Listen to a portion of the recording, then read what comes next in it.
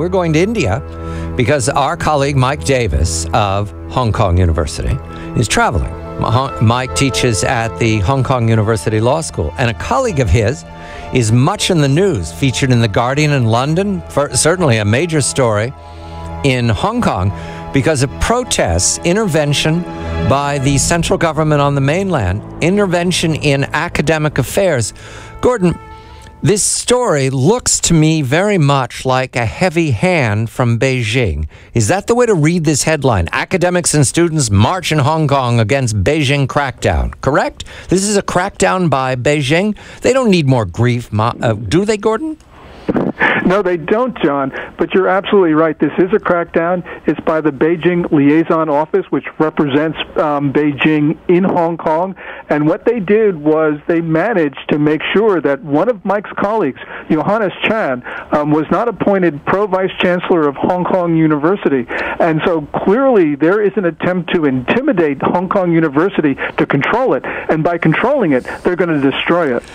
Professor, a very good morning to you in India. You know Professor Chan very well. He's one of your colleagues. As I understand, you've explained to me, Mike, Pro-Vice Chancellor is like a provost in an American university setting.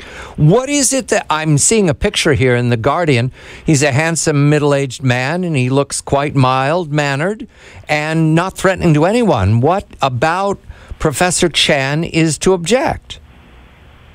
Well, the thing is, you described him very accurately. He's basically like many constitutional lawyers, professors who teach human rights, as I do.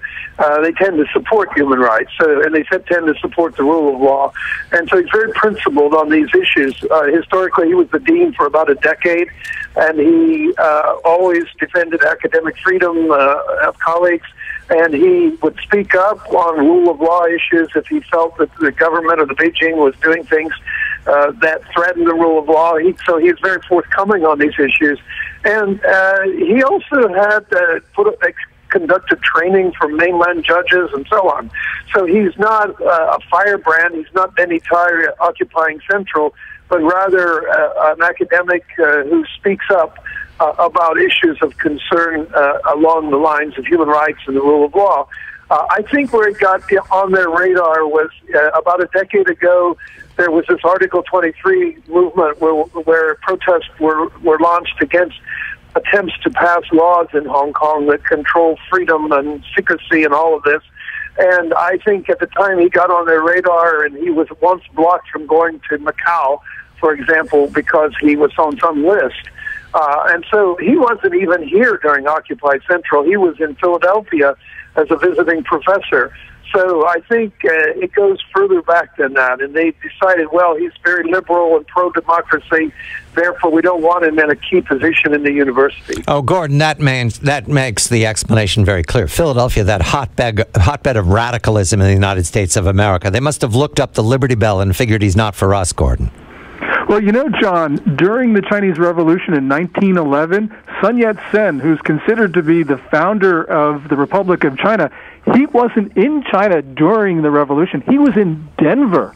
So, Denver, Philadelphia, I guess from the Communist Party's point of view, they're both dangerous cities. And there's the puzzle, Gordon. Why do they want this grief in Beijing? Does this dictatorship talk to itself? Do they have meetings about PR, Gordon? Don't they know that when you try to suppress a mild-mannered law professor, you're going to get trouble globally? That's why the London headlines. Yes, well, I think that they believe that they can intimidate people, and so they're not too worried about PR. I would never try to intimidate Mike Davis. And, this is just one of those things where they do not understand the way that free societies work. And because of that, we have these large demonstrations in Hong Kong that would never have occurred if Beijing had been a little bit more subtle about what they're trying to do. But, in one way, they just can't help themselves. There's another protest planned this Friday, I read, Mike. And so is there an arbitration policy in place? Can this be talked about, or is it all or nothing on both sides?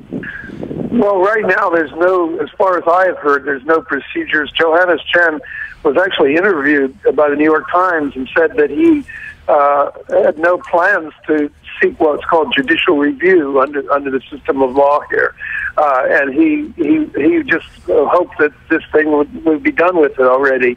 He said his main concern was he didn't like he worried about the perception of interference, because there were I read an article that said there were, somebody counted 342 articles in the pro-Beijing newspapers condemning him over the past year. So they were really out to get him. They were trying to use some assessment exercise at the university, sort of blame him for a poor score or something, and they seemed out to get him for some reason. In any event, this kind of vilification creates a kind of chilling effect on campus.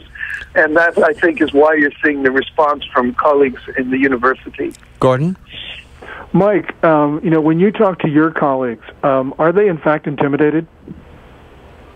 That's the thing. It kind of backfires on them, because when academics are sort of committed to academic freedom, obviously, not everyone. Some of them are more pro-Beijing, but the majority of them are concerned about this, and students tend to be as well. And so when you attack people, then they attack back. I mean, it has actually the opposite effect, I think. I think much of the protests, as you said a moment ago, in Hong Kong, even the ones over Occupy Central, are a consequence of sort of heavy-handed policies that really weren't necessary. If China's only goal was not to have people in Hong Kong challenging them, then probably the best thing they could have done is just left Hong Kong alone and let things go on as usual, because Hong Kong people are very business-oriented and really don't want to get involved in politics in the first place. Gordon, is it possible this is a growth of the crackdown or the repression that you've documented on the mainland by Xi against corrupt officials, he calls them, moving to intimidate everybody in the mainland, that it's now spreading to Hong Kong and they've picked on a law professor to make their point to everyone? Well, they've tried to make their point from the very beginning in 1997 when Hong Kong was handed back to China by Britain. But one thing is Xi Jinping had the Hong Kong portfolio. So, in a sense, you're right that this is related, because he is trying to clamp down on all elements of society in the People's Republic, including Hong Kong itself. And so, as Mike says, this is really counterproductive, because if Xi Jinping just wanted peace in Hong Kong, he just would have left it alone, because everyone here was very pro-Beijing. And now you have a group of people who are very dedicated to maintaining Hong Kong's autonomy. I was having dinner with my wife a couple days ago, and this waiter has this T-shirt on it with a Union Jack on it, basically saying things were better when we were a colony than now than we're part of China. That's really stunning when you think about it. Mike Davis is a professor at Hong Kong University Law School, where the turmoil, we'll review it again because there's a second protest scheduled in 48 hours. Gordon Chang of Forbes.com contributor. He's in Hong Kong. I'm John Batchelor.